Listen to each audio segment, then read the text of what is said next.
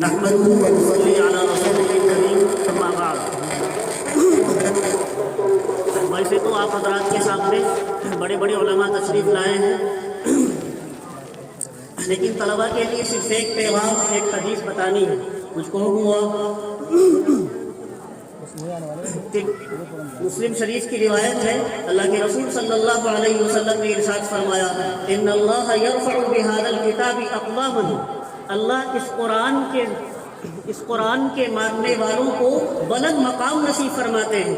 اس قرآن کے ذریعے سے اللہ بہت سی قوموں کو بلندی نصیب فرماتے ہیں، کامیابی نصیب فرماتے ہیں۔ وَيَزْعُ بِهِ قَوْمًا آخَرِينَ، اور اسی قرآن کے ذریعے سے بہت سے لوگوں کو ذلت نصیب فرماتے ہیں، پستی نصیب فرماتے ہیں۔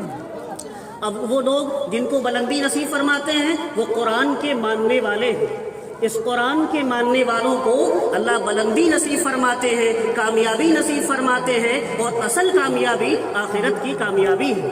اور اس قرآن کے نہ ماننے والوں کو اللہ ذلت اور پستی نصیب فرماتے ہیں، اصل ذلت آخرت کی ذلت ہے۔ اور دوسرے ان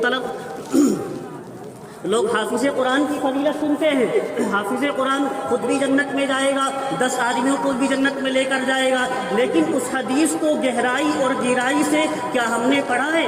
ترمذی کی روایت ہے، اللہ کے رسول فرماتے ہیں، من قرأ القرآن، جس نے قرآن پڑھا، فاستظہرہ اے حفظہ، پھر اس کو یاد کر لیا، پھر اس کو حفظ کیا، پہلے ناظرہ پڑھا پھر حفظ کیا، فأحل حلالہ، بس اس کے حلال کو حلال جانا۔ قرآن نے جن چیزوں کو حلال کہا ہے ان کو حلال سمجھا، اور جن کو حرام کہا ہے ان کو حرام سمجھا، اور حلال اور حرام پر عمل کیا، ادخلہ اللہ الجنہ، اللہ اس کو جنت میں داخل فرمائیں گے۔ وشفعہ فی عشرۃ من اہل بیتہ، یہ حضور صلی اللہ علیہ وسلم کی زبان مقدس سے نکلے ہوئے کلمات، وشفعہ فی عشرۃ من اہل بیتہ، اور اس کے خاندان والوں میں سے، اس کے گھر والوں میں سے 10 ایسے آدمیوں کے بارے میں سفارش کا اس کو حق ہوگا، کلہم قد وجبت لہ النار، جن کے بارے میں جہنم واجب ہو چکی ہوگی۔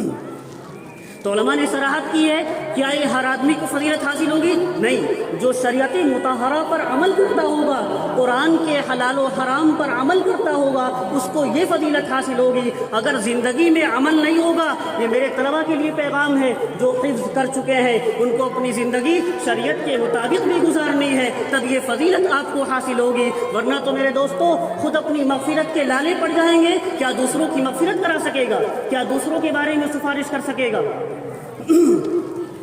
اور کیا دنیا میں ایک فرقہ ہے منکرین حدیث، جو حدیث کا انکار کرتا ہے اور اپنے کو کہتے ہیں اہل القرآن، کہ ہم قرآن کو مانتے ہیں۔ تو کیا منکرین حدیث کی طرح ہم بھی ایسا کریں گے؟ جن چیزوں کا حکم صراحتاً قرآن میں آیا ہے ان کو مان لیں گے، حدیث کو چھوڑ دیں گے، ائمہ اربعہ نے کیا کہا ہے اس کو چھوڑ دیں گے؟ نہیں، ایسا نہیں کرنا ہوگا۔ امام شافعی فرماتے ہیں، جمیع ما تقولوا الائمہ، جو کچھ ائمہ اربعہ قرآن و حدیث کی روشنی میں مسائل مستنبط کر کے ہمارے سامنے رکھتے ہیں، فقہ حنفی جو ہمارے سامنے ہے اس کو بھی ماننا ہوگا، حدیث کو بھی ماننا ہوگا، قرآن کو بھی ماننا ہوگا۔ تینوں چیزوں کے مجموعے کو ماننے کا نام قرآن کو ماننا ہے۔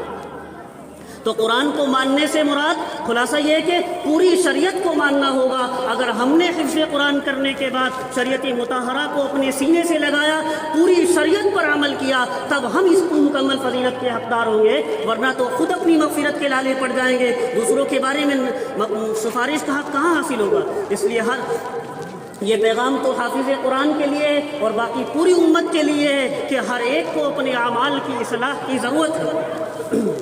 دنیا کے حالات دیکھیے، کسی کو حکومت سے شکایت ہے، کسی کو کہیں سے شکایت ہے، حالانکہ حدیث میں اللہ کے رسول نے فرمایا، حکامکم اعمالکم، جیسے تمہارے اعمال ہوں گے ویسے ہی تم پر حاکم مسلط کر دیے جائیں گے۔ تو جب تک ہم اپنے اعمال کی درستگی نہیں کریں گے، ظالم بادشاہ ہم پر مسلط رہیں گے، حاکم ایسے ہی مسلط رہیں گے۔ ہر آدمی اپنی اپنی کمیوں کو دیکھ کر اصلاح کرے کہ میں شریعت کے کون سے قانون کو توڑ رہا ہوں۔ ہر آدمی اپنی اپنی اصلاح کرے گا، ہر آدمی دوسرے کی شکایت کرتا ہے، دوسرے کی شکایت چھوڑ کر اپنی اپنی کمیوں کی اصلاح کرو۔ اگر ایسا کرو گے تو امت کے ایک بڑے طبقے کی اصلاح ہو جائے گی۔ علماء نے ایک بزرگوں کا مقولہ نقل کیا، ابصر الناس من نظر الی عیوبی، لوگوں میں بینا آدمی وہ ہے اپنے عیبوں کو دیکھے، اپنی کمیوں کو دیکھے اور ان کی اصلاح کی فکر کرے اور دوسروں کے عیبوں پر پردہ ڈال دے۔ بینا آدمی وہ ہے جو اپنی کمیوں کو دیکھے، میں شریعت کے مطابق عمل کرتا ہوں یا نہیں کرتا ہوں، اور وہ اپنی اصلاح کرے اور دوسروں کے عیبوں پر پردہ ڈال دے، ان سے ہمیں کوئی مطلب نہیں۔ اور سب سے اندھا شخص وہ ہے جو دوسروں کے عیبوں کو دیکھے، ان کو ٹٹولتا پھرے، بیان کرتا پھرے اور اپنے عیبوں پر پردہ ڈال دے۔ اپنے عیبوں کو نہ دیکھتا ہے نہ ان کی اصلاح کرتا ہے، دوسرے کے عیبوں کو صرف ٹٹولتا ہے اور انہی کے پیچھے پڑا رہتا ہے، وہ سب سے اندھا شخص ہے۔ اور سب سے بینا شخص وہ ہے جو اپنے عیبوں کو دیکھے اور ان کی اصلاح کرے اور دوسروں کے عیبوں پر پردہ ڈال دے۔ دوستو، اللہ مجھے بھی اور آپ کو بھی عمل کی توفیق نصیب فرمائے اور پوری امت مسلمہ کو اپنے اعمال کی درستگی کی توفیق نصیب فرمائے، آمین۔ وآخر دعوانا ان الحمد للہ رب العالمین۔